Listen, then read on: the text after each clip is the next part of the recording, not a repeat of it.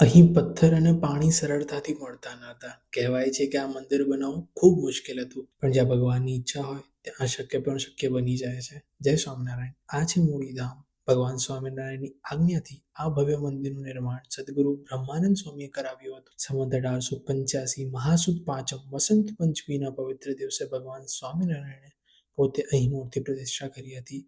મંદિરના મુખ્ય ખંડમાં શ્રી રાધાકૃષ્ણ દેવ અને શ્રી હરિકૃષ્ણ મહારાજ બિરાજમાન છે. સાથે જ અહીં શ્રી ઘનશ્યામ મહારાજ, ધર્મદેવ, ભક્તિ માતા અને વાસુદેવ ભગવાનના પણ દર્શન થાય છે. મૂળીના પરમાર રાજા રામસિંહજી ભગવાનના અનન્ય ભક્ત હતા. તેમણે મંદિર માટે પોતાની જમીન પ્રેમથી દાનમાં આપી હતી. મૂળીધામ આપણને શીખવે છે કે જ્યાં શ્રદ્ધા સાચી હોય ત્યાં ભગવાન પોતે માર્ગ બનાવી આપે છે.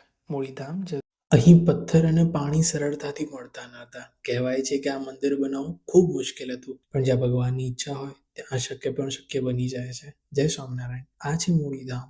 ભગવાન સ્વામિનારાયણની આજ્ઞાથી આ ભવ્ય મંદિરનું નિર્માણ સદગુરુ બ્રહ્માનંદ સ્વામીએ કરાવ્યું હતું. સંવત 1885 મહાસુદ પાંચમ વસંત પંચમીના પવિત્ર દિવસે ભગવાન સ્વામિનારાયણે પોતે અહીં મૂર્તિ પ્રતિષ્ઠા કરી હતી.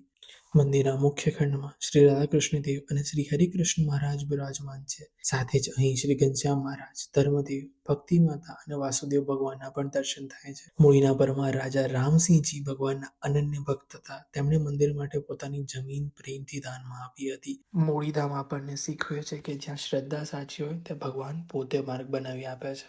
મૂળીધામ જરૂર પધારજો. જય સ્વામિનારાયણ.